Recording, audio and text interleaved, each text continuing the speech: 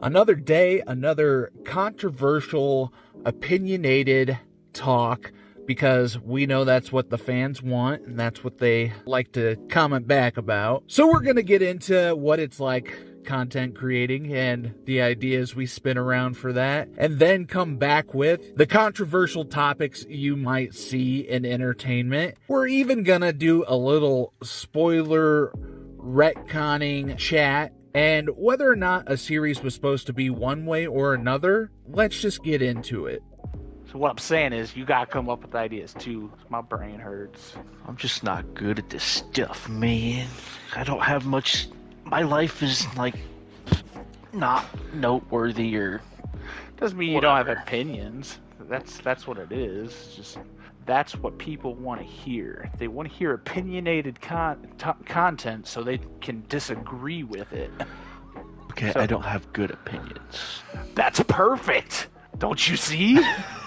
That's exactly why it's perfect. It's like you're watching One Piece. Who's your favorite character? Out of everyone that I've met so far, probably Nami, because Nami. That's your reason? All right, internet, let him have it. See? That's how easy it was. Are you still in the 90s? Yeah. Yeah. I don't even know how many crewmates there are total now. Dude, where I'm at, I don't they even just fucking got watch it, and I know there's Frankie Brooks, Nico they Robin. got Chopper. Yeah. He's the last one that they just got. So. Yeah. But yeah, I knew Nico Robin. I've seen Frankie. It's Brooks. crazy that I know stuff about it. And this was before the live action, and I know this stuff about it just from seeing it in fucking passing, just because I'm on the internet every now and then. Like, I know Nico's a warlord. Like, I wouldn't have guessed that. Spoiler alert. Right? It was spoiled for me. I'm never going to watch it, but... I also didn't know she was a warlord. That's interesting that she joins the crew. But you get to see how it all happens, how it all unfolds in the 40,000 episodes it happens.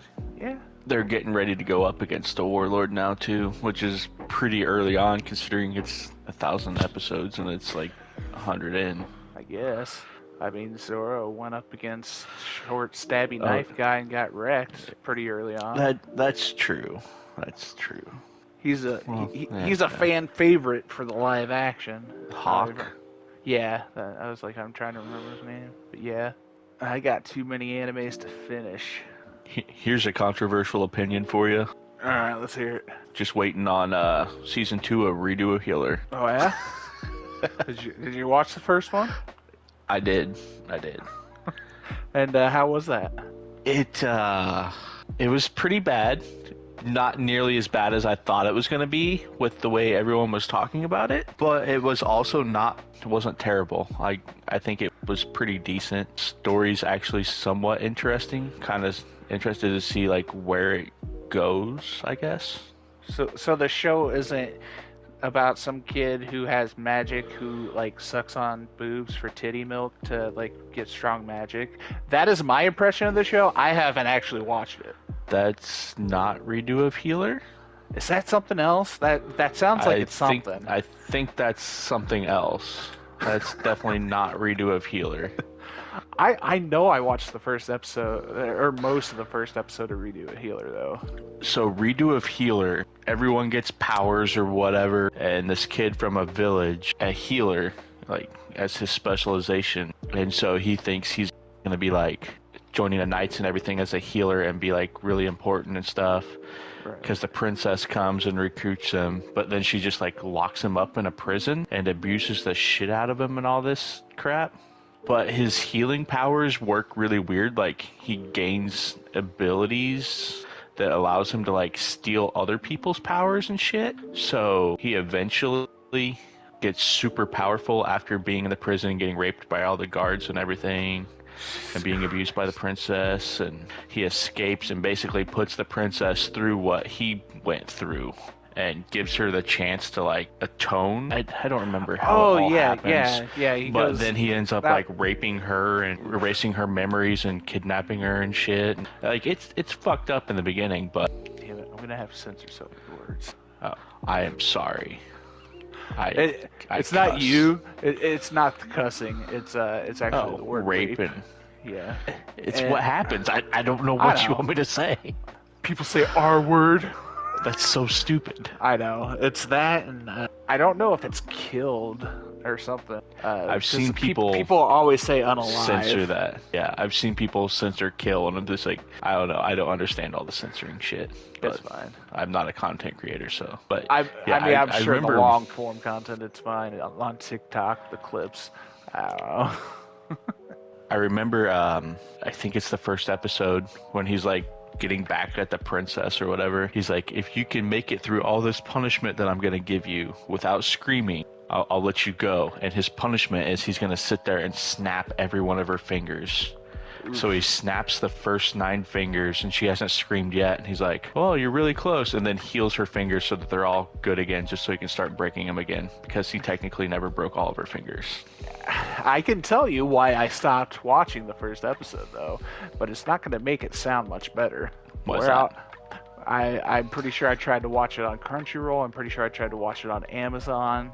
And I think censored like a motherfucker. Yeah, it was censored, and I was just like, I don't want to deal with it, half the screen being black the whole time. Come on.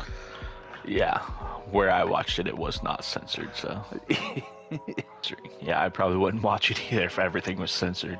Not like that I'm into that shit, but seeing all that censored would just be annoying. Yeah. I've heard that Goblin Slayer's pretty bad too. That's just the first episode because of the same thing. Rape. I've also heard that Sword Art Online episode is pretty controversial. Because his cousin wants to fuck him? No. Oh, because that happens like all the time and stuff, but a lot of people like bring it up for Sword Art Online for some reason. What controversial episode?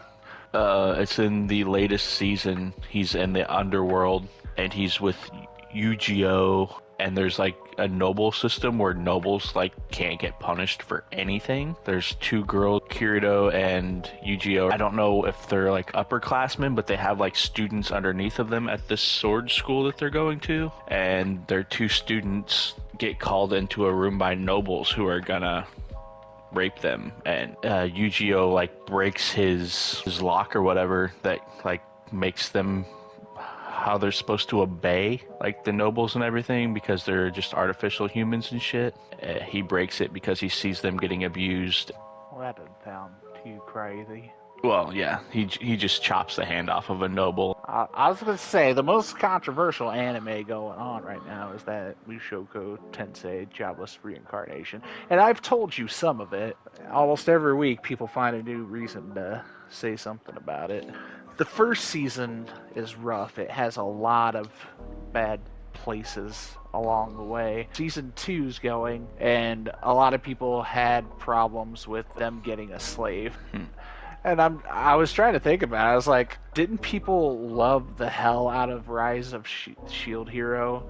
And that's exactly how he got Raftalia. He goes to, because she's an animal person, basically like a pet pound, and gets her as a little girl. And she comes into womanhood because he's nice to her and raises her up, essentially. It seems like the same situation, and it's a praised anime, but it happens in this. It's terrible. That being said, a lot worse has happened in the anime. I mean, in the first episode, there's some stuff that they just didn't have to put in there, but they did. Like, he's 4 or 5, and he catches his magic teacher out in the hallway going to town on herself, listening to his parents do it. You watch all of that unfold. You perfectly understand that that's exactly what's happening, and the narration makes it very clear that you know that that's what's happening, and I'm just like, okay. And another big controversy of why people don't like him, the main character, is he keeps the panties of his teacher like locked away as his prized possession. Alrighty then. It's hard to talk positively about it and be like, and not sound like you're defending it, which is what people have problems with. Because I wouldn't want to sound like I'm defending it when people try to make it to sound way worse than it is.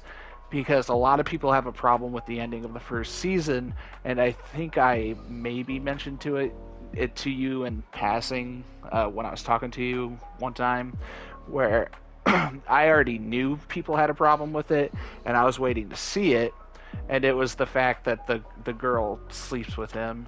Age-wise, they're near the same age. He's 12, she was 15. However, Yeah. it's a reincarnation anime, meaning he came from a different world, he remembers his past life, he died Yeah. as a 30-year-old man. So, Doesn't matter what you died as if you're that age in a new world. he has that 30-year-old man brain. He still grew up from a baby to the age of 12. Yeah, which means, I don't know. Which means he's basically 40. To the general fandom, that's what he is. He's a 40-year-old that had sex with a 15-year-old, and that's the big problem. That's wrong. Well, I would half agree, because if you actually watch it, there's more to it. It's more complicated than that. But I don't want to sound like I'm defending it either.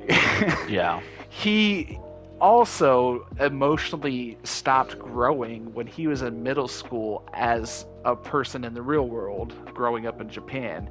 He was bullied in middle school, or right at the beginning of high school, and never left home after that. He stayed home, sheltered by himself. Technically does have the emotional maturity of a teenager, which a lot of people think it was impossible for him to groom her or something like that. Is he pervy with all the women? Yeah, kinda. He was pervy with his mom when he was a fucking baby and couldn't talk, and he was getting some milk out of those titties. You see it within minutes of the first episode. I just don't know what you expect from the rest of the series. But that's the big old controversy around that series. That was the finale of the first season. It ends with their consummating whatever the fuck they are. Season 2 started, and his penis don't work no more. He was so because she left. She just left him after the night they spent together. He was so emotionally scarred from that. He's not been able to feel attraction or excitement with any other thing that usually would. Yeah. It's definitely way more complicated and more emotionally involved. But I also don't want to sound like I'm condoning it or saying it's right, because it's complicated. We've talked about this before. I've seen many different takes on different things in anime, just like Seven Deadly Sins. Where, I mean, there's a lot of different ones. A lot of people hate Meliodas because he's so pervy with Elizabeth, but if you actually watch the show, I mean, fuck, the chick's his wife. It doesn't matter that he looks like a kid and that she's a kid. They've always looked like that because they're fucking immortals. What do you want? Yeah. Right. But she's just a reincarnation of an angel. She just doesn't remember, and he does, and it's just like, I get where you're coming from, but he doesn't do it to other people. He only does it to her, and they're in love with each other. She just doesn't remember it at the beginning of the series, and if you don't watch enough of the series, you don't know that. Does that make that okay? I don't know. I feel like my wife all the time. What the fuck am I supposed to do? I feel like it's normal behavior when you're actually with somebody. Yeah. What's the fairy girl? Fairy girl and Bond. Yeah. Elaine. A lot of people don't like Elaine and Bond because apparently her fairiness of her looking like a kid is too much for the 20-year-old, even though she's 700 or so, probably older than that, way older than that. But she had been watching the tree for 300 years by the time Bond shows up in his 20s, and it takes only a week for her to fall in love with him, and they're both in love with each other, and you see that completely play out, and you see all of that before they're ever intimate on screen. You literally watch their love story before any intimacy actually happens. Yep. So I don't get that one. The one that's worse is Diane and King, and even then I don't think it's bad. I still think that they deserve to be together, but I can't tell you what age he met her at. I can tell you she was a child, even if she was hundreds of years old. She was a child, but they had met each other and gone apart from each other for years too. So I think that one's more complicated, and if there's an actual problem, it would be that one. But nobody ever talks about that one. Yeah, I don't know. People like to make issues out of a whole bunch of shit when there's not issues, in my opinion. Like, I know you brought it up, the Suguha and Kirito? Yeah. They're cousins. But they're not related by blood, right? Is that usually the excuse, or are they actually? They're actually cousins. Yeah, that's what they grow up thinking they're siblings. Oh, okay, but yeah. they're not. They're cousins because his parents died when he was young, and so his aunt took him in, and they grew up like siblings. She fell in love with him. He was like stuck in SAO. Yeah. And like he was basically could die at any moment. She was like and taking care of his body or something. Like, yeah. funny. I think so. He was in a hospital, but she was still like coming to visit all the time and everything. And then she's like, she got over it, and then she went and started playing a game where fairy tale one, or like the elven one. Yeah, and she happens to meet him and doesn't know. She met him and didn't know, and then she fell in love with him in game again. And it's just like, I don't know. I don't find it all that bad because they never do anything about it.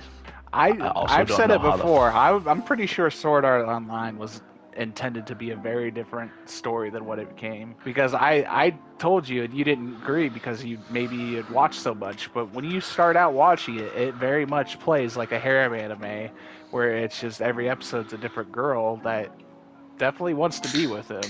And it's like that for a while, even though he chooses Asuna. And I know that's pretty early on, but still. Yeah. It's okay. There's a lot of anime I think are like that. Yu Yu Hakusho, very popular. I always think it was intended to be something else. Because if you know anything about how the manga game worked back then, they would make changes on the fly at whims, at wills of the fans or at the editors, and change something almost instantly. But when you're starting it just seems like a kind of like a supernatural romance. Yusuke has died. He's trying to get his body back, and he's in love with Keiko, and only her love can bring him back, or his love for her saves him. I've started rewatching it.